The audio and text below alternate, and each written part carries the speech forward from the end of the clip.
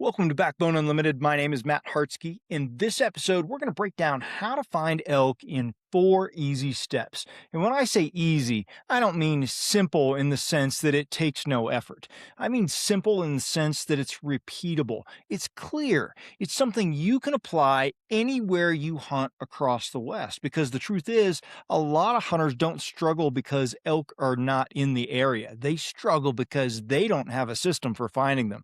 They bounce from drainage to drainage. They chase fresh tracks one day, bugles the next. They hunt where they hope elk are instead of where elk actually live. And when things don't work, they assume they just need to work harder or blame something like luck. Effort without structure just leads to more guessing. If you're not familiar with who I am, I've been hunting and guiding Western big game for over 34 years, and I've been a professional strength conditioning and nutrition coach for more than 30 years, and I'm here to help you become a more successful and consistent elk hunter and outdoorsman.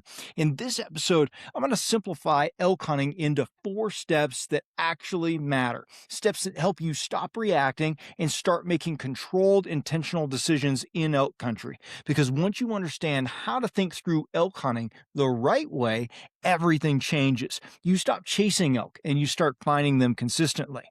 Step number 1 is to hunt elk where elk actually want to be. Location first. That's the first step to finding elk. And it has nothing to do with hiking further, glassing longer, or working harder necessarily. It starts with choosing the right ground. A lot of elk hunters pick spots based on what looks good to them. Big basins, open parks, pretty country. But elk don't care what looks good to you. They care about what keeps them alive. Elk are not random. They're driven by 3 core needs: security, food, and wind advantage. Security means they can avoid pressure and stay hidden. Food means they don't have to travel far to feed. And wind advantage means they can detect danger before it reaches them.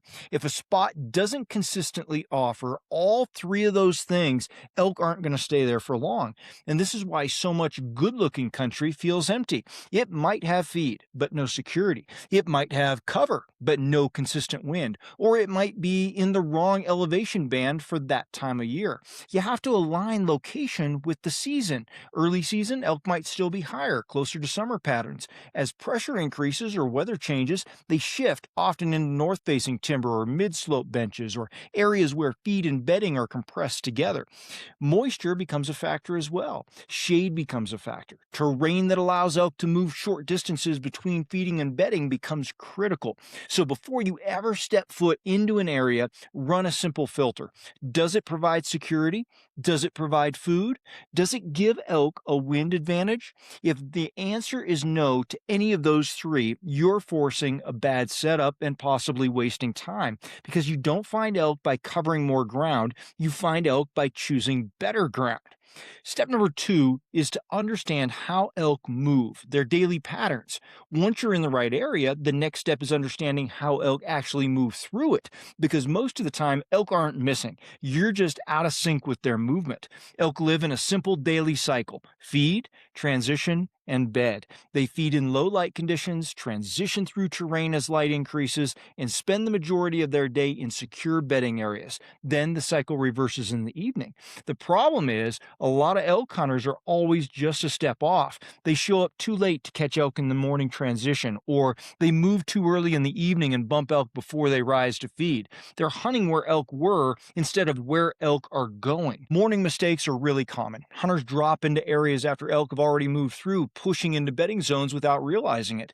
Evening mistakes happen when elk hunters crowd feeding areas way too early, contaminating them with scent before the elk arrive. But here's where things shift. Midday is where mature bull elk are often killed, not because elk are moving, but because they're more predictable. If you understand how elk select bedding, wind at their back, thermals in front, security to their sides, you can begin to position yourself where they feel safe. Pressure changes everything as well. Elk shorten movement windows, shift routes, and use terrain more aggressively. Bulls don't wander. They move with purpose, choosing the safest and most efficient paths through the landscape. If you don't understand that movement, you're always going to feel one step behind, because the reality here is simple. If you're hunting where elk were, you're already behind. Hey, if you hunt public land elk and you're tired of grinding through random seasons, I built the elk hunting series of ebooks for you.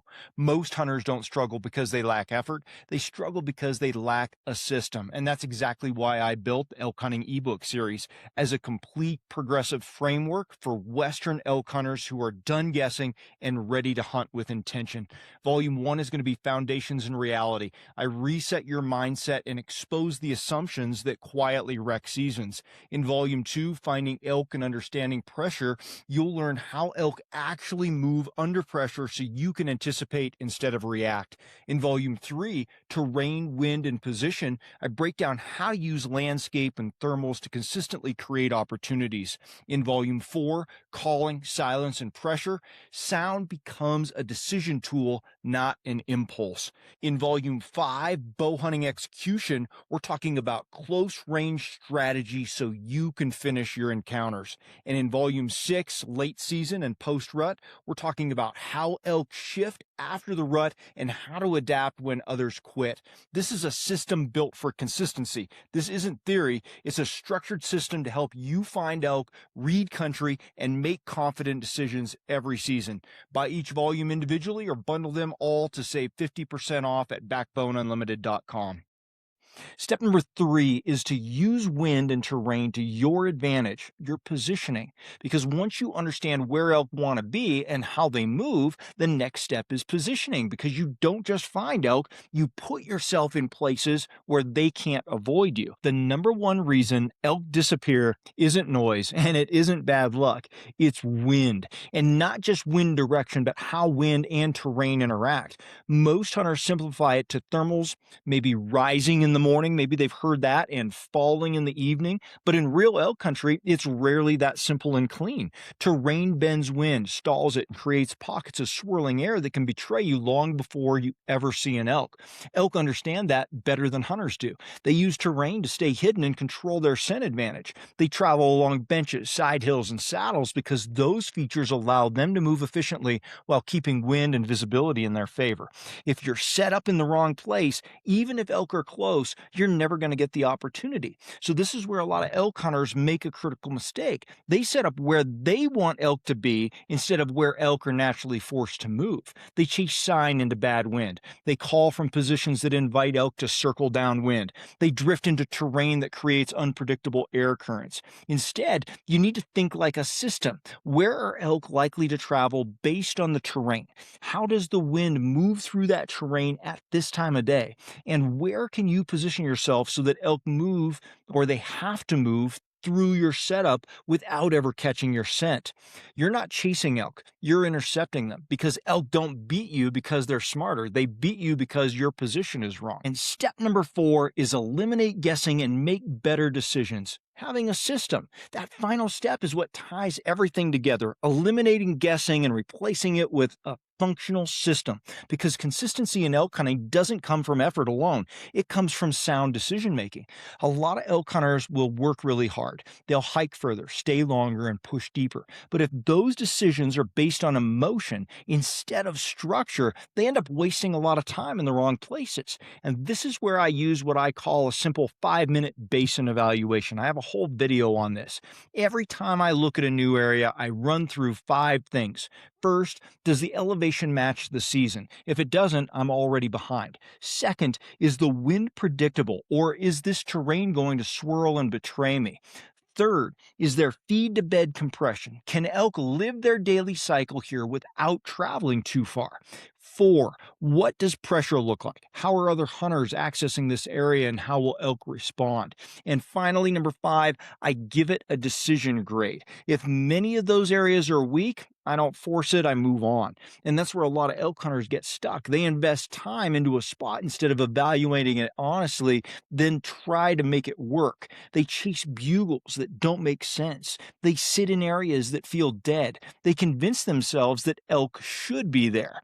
Good elk hunters don't do those things. They commit when the setup is right and they leave when it's not. That removes emotion from the equation and it turns elk hunting into a repeatable process instead instead of a guessing game, which is what most elk hunters do. And that's why we have such low percentage of success rates. At the end of the day, elk hunting doesn't need to feel as complicated as a lot of hunters make it out to be. When you strip it down, it comes back to a few core things: being in the right place at the right time with the right positioning and making clear, sound decisions. Most hunters overcomplicate the process. They add more gear, more miles, more noise, more effort, but none of that fixes the real problem if there's no structure behind it. When you start thinking in terms of systems instead of reactions, everything tightens up. You stop wandering, you stop guessing, you start recognizing elk patterns and eliminating bad setups faster and committing to the right ones with confidence. And that's where elk killing and elk finding consistency comes from. And the best part is, this isn't something you have to wait to apply. You can start using this immediately, whether you're e-scouting from home, checking new country this summer, or stepping into the mountains on opening day. Run everything through that filter. Be honest about what you're seeing and trust the process, because elk hunting doesn't get easier when you work harder. It gets easier when you think more clearly about it. Now, if you want to go deeper into elk movement, pressure patterns, terrain positioning, and structured decision making, that's exactly why I built the elk hunting series of ebooks. It's a progressive system designed to help you understand how elk actually use country and how to position yourself accordingly. I have a link to those ebooks in the description. If you want hands-on application and real-time breakdowns, we have an in-person Elk Camp 2026 that is built around this same philosophy: structure, preparation, and execution in real terrain. 90% of Elk Camp is going to be running you through real-world scenarios. You can check out Elk Camp at backboneunlimited.com. And if you want ongoing access to the Team Backbone community, classroom, my full digital vault of elk resources, private discussions, and direct communication to me for planning, you can join Team Backbone at backboneunlimited.com underneath our membership tab. Everything we talk about here is connected. Preparation is not a single video, it's a system. Thanks for being here. Until next time, train harder, hunt smarter, and never settle.